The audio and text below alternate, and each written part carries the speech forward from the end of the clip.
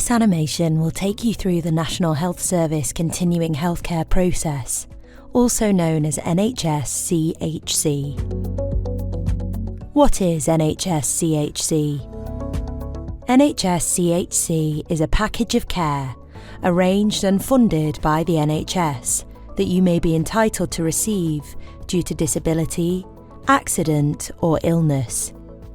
Eligibility for NHS CHC is not dependent on a particular disease, diagnosis or condition, nor on who provides the care or where that care is provided. It is for a relatively small number of people aged 18 and over with high levels of need, known as a primary health need. If you are under 18, there is a separate framework for children and young people's continuing care, which is not covered within this video. How does the NHS CHC process work? There are several stages in the NHS CHC process. They are assessing eligibility, planning your care package, and regular reviews. It is important that at each stage you and your needs are put at the centre of the process. Your local Integrated Care Board, or ICB, is the NHS organisation responsible for arranging the provision of health services in your area. They have a duty to assess and decide if you might be eligible for NHS CHC, and, if you are, to then work with you to agree the appropriate care package to meet your assessed needs. Stage 1. The NHS CHC checklist. The assessment process usually starts with a screening process called the checklist, completed by a trained health or social care professional. The checklist covers various aspects of your health and care needs and helps to show if you require a full assessment for NHS CHC. The checklist will be offered to a lot of people to see whether they need a full assessment for NHS CHC. It's important to be aware that the majority of people who have a positive checklist are found not to be eligible for NHS CHC once the full assessment has been done. If the checklist is negative and you disagree with this, you can ask the ICB to reconsider. Stage 2. NHS CHC full assessment. If the checklist is positive, a multidisciplinary team, or MDT, will then carry out a full assessment. The MDT is a team of at least 2 people from different healthcare professions, or 1 healthcare professional and 1 person responsible for adult social care assessments. Where possible, the MDT should have been involved recently in your assessment, treatment, or care. The team will talk to you and, if you agree, other people who support you, including a relative, friend, or advocate, can sit in the assessment with you. They will review your medical and care records and gather information from other professionals and specialists involved in your care. They will consider all aspects of your needs in relation to 12 care domains, for example, breathing, mobility, and nutrition. You should be invited to attend and participate in the MDT meeting. This meeting may happen face-to-face or virtually. You can discuss with the ICB how the MDT meeting is held. The MDT will complete the Decision Support Tool, or DST. This helps the team decide whether they think you have a primary health need. To guide this decision, the team will look at all your relevant needs in relation to 4 key characteristics: nature, intensity, complexity, and unpredictability. The MDT then recommends to the Integrated Care Board whether you are eligible for NHS CHC or not. The ICB should usually accept the MDT's recommendation. The NHS CHC assessment process should, in most cases, take no longer than 28 days. If you are eligible for NHS CHC, the NHS becomes responsible for meeting your needs.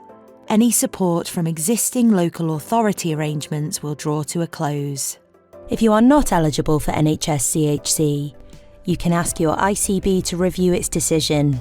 Your ICB should tell you how you can do this.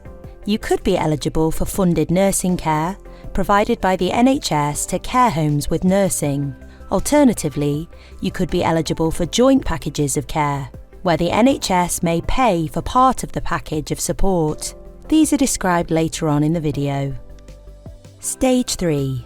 Planning support. If you are eligible for NHS CHC, your local ICB is responsible for planning and sourcing your package of support based on your needs. This includes what help you get each day, where that support will be given, and who will deliver it. Your wishes should be at the heart of your care plan and package of support. You may choose to have a personal health budget.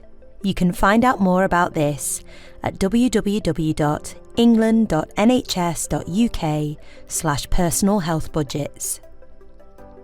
Stage 4. Reviews. If you are eligible for NHS CHC, you should have a review within 3 months of the eligibility decision to make sure that you're getting the support you need. Further reviews should be undertaken at least once a year and may be more frequent depending on your needs. The main focus of these reviews should be on whether the care plan still meets your needs. Sometimes, this may mean that a reassessment of your eligibility for NHS continuing healthcare with a multidisciplinary team is required. Fasttrack pathway tool for NHS CHC. The NHS CHC Fasttrack pathway is for people with rapidly deteriorating conditions who may be entering a terminal phase of their life. They require quicker access to NHS CHC funding. This is instead of the full NHS CHC assessment process. In these cases, a single referral form called the NHS CHC Fasttrack pathway tool is completed by an appropriate clinician to establish your eligibility for NHS CHC, and this is then sent to the ICB. There are several ways in which care might be provided at the end of your life, which may be appropriate within local health and care systems. Not everyone at the end of their life will be eligible for or require NHS CHC. NHS-funded nursing care, FNC.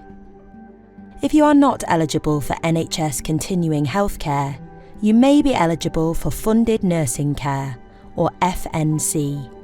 FNC is the funding provided by the NHS to care homes with nursing. This funding is a standard rate contribution to support the provision of your care by a registered nurse if you are assessed as eligible for FNC. Your eligibility for NHS CHC should always be considered before a decision is reached about your need for FNC. Joint packages of care. If you're not eligible for NHS CHC, but still have some health needs, then the NHS may still pay for part of your package of support. This is known as a joint package of care. One way in which this is provided is through FNC. The NHS might also provide other funding or services to help meet your needs. Whether or not you're eligible for NHS CHC, you are still entitled to make use of all the other services from the NHS in your area in the same way as any other NHS patient. We hope this video has helped you to understand more about NHS CHC and how it works. If you think that you or a friend or family member should be considered for NHS CHC, speak to your local health or social care professional. If you would like more information about NHS CHC, you can contact your local ICB's NHS CHC team or refer to the information available on the NHS website. You can find your local ICB at the website listed on screen now. You can also request a transcript of this video via email on england.aaccprogram@nhs.net. You can find further information about NHS CHC on the websites listed on screen now.